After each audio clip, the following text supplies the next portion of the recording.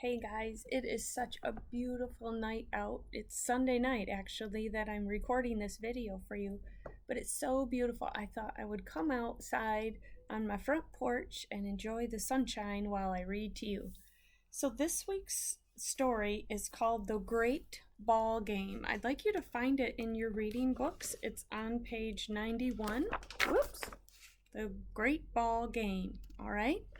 Now if we look at this, and we look at the picture of the title page, it looks like the animals are going to be doing some human things, which we know in real life they cannot do. This story is called a folk tale. A folk tale is definitely not a true story, but a folk tale tries to explain the reason why something happens. And we are going to try to figure out something special about bats, why they do something special. And our story will reveal that to us, and we'll be able to talk about it at the end. So I'd like you to follow along, track it if you can, and take a look at the pictures as I read to you. I am on page 92. Long ago, the birds, notice capital B, so that means that is the name of their group. The birds and animals had a great argument. Ooh, we know what an argument is. "We who have wings are better than you," said the birds. "That is not so," the animals replied. "We who have teeth are better." The two sides argued back and forth. Their quarrel or argument went on and on until it seemed they would go to war because of it. Wow, that kind of reflects some things that happen in our world, that people just don't agree and they get so upset about it that they start to fight. We know that's not God's plan for the world.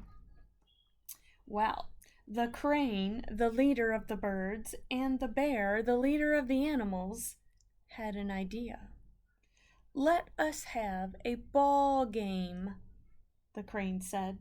"The first side to score a goal will win the argument."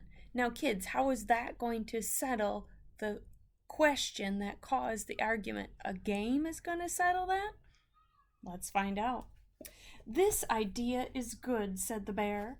"The side that loses will have to accept the penalty given by the other side."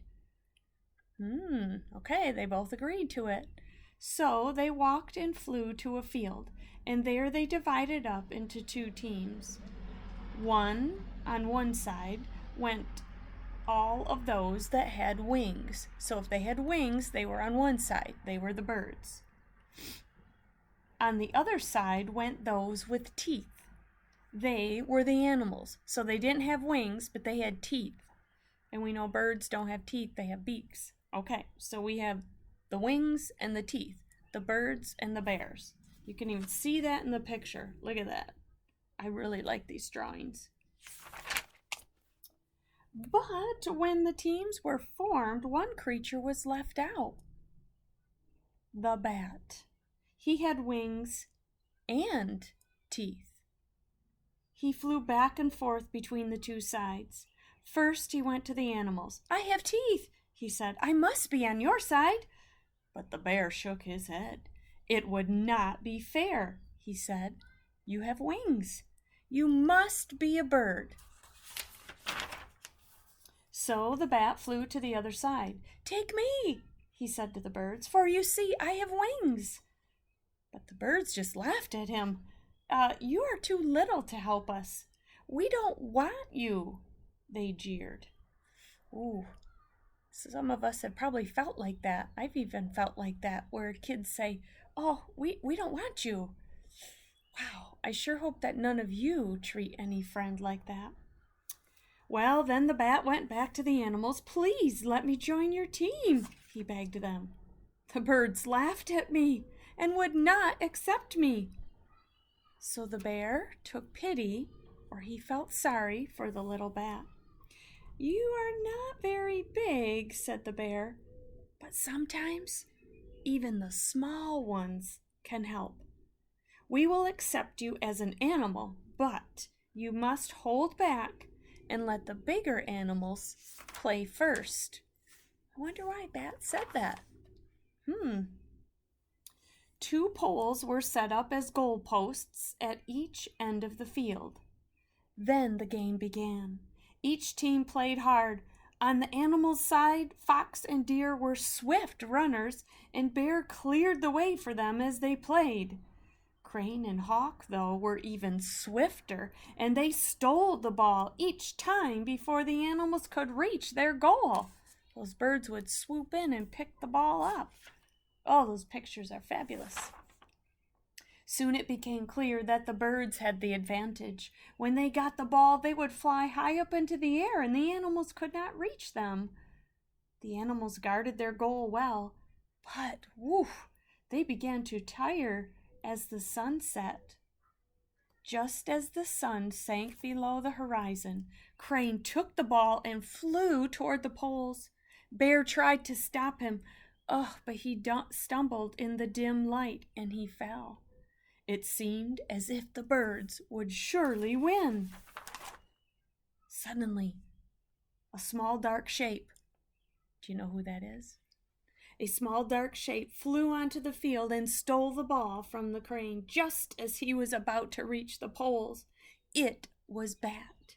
He darted from side to side across the field, for he did not need light to find his way. None of the birds could catch him or block him, for you see, they can't see in the dark, but the Bat could. Holding the ball, Bat flew right between the poles at the other end. The animals had won. Look at them celebrating there. Oh, but look at the birds. This is how Bat came to be accepted as an animal. He was allowed to set the penalty for the birds. "You birds," Bat said, "must leave this land for half of each year." I wonder if that reminds us of anything that happens to birds in our world, in real life. The birds must leave this land for half of each year. So it is that the birds fly south each winter. And every day at dusk, a Bat still comes flying to see if the animals need him to play ball. So kids, do you see how this story, which was not true, was a pretty good one, but how this story was a folk tale? It took something that happens in real life and it made up a story to try to explain why that happens. So do you think it's the truth that birds fly south every winter because they lost a ball game to the animals? And Bat said, "Your punishment or penalty is that you have to leave for the south part of the world every year?" Boy, that would be crazy. But we know that God created the birds to have it built in them, to have an instinct to fly south during the winter so that they can escape the cold. But it's still kind of fun to pretend what might be the real reason why birds fly south for the winter. So if you turn the page to page 110, on the bottom, you will see an outline of an animal. And it says, well, we know in real life that bears go to sleep for the winter. That's called hibernation. Spiders make webs. Yeah, we know it. I don't know if I have any out on my porch just yet, but they usually come out. And we know that if it's dark and a light is turned on, that moths fly toward that light. We've learned in our classroom that if a bee gets into our classroom, that if we turn off the lights, the bees fly to the windows because that's the brightest light. I learned that. So think of maybe another animal that you know that does something like in real life every year, or use one of these, and maybe you can come up with a short folk tale to explain why bears go to sleep for the winter, or why spiders make webs. Or maybe I could do one, why does Shadow move his paws when he's sleeping? Trying to think of another one just as I'm looking around. Maybe you could write up a folk tale. Why do frogs ribbit, ribbit? Maybe you could do one. Let's see, cats. I'd have to think about that. Think of something that they do and why would they do it.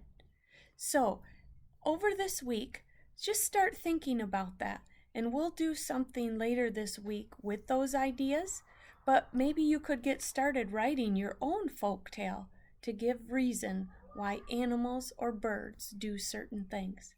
All right, it's been great reading with you. I hope you enjoyed the front porch from Mrs. W's house. I love this beautiful weather and I thank God for that.